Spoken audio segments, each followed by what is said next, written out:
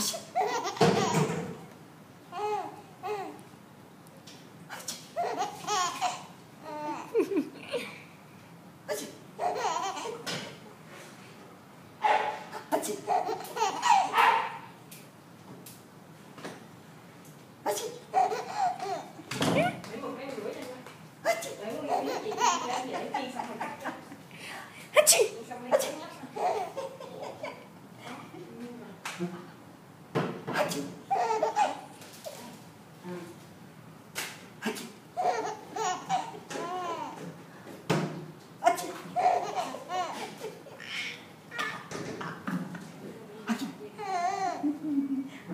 quá không biết làm sao.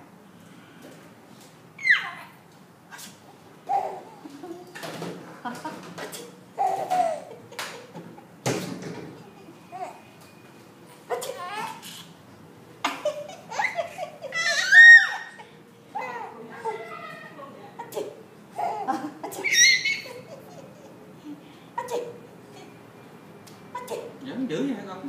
Cười dữ vậy đó hả? Phải không? Hả? Vẫn cười tụt quần luôn vậy đó hả? Hả?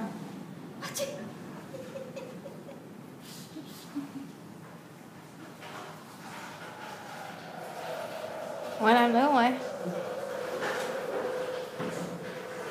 Ngoại làm nữa không ngoại?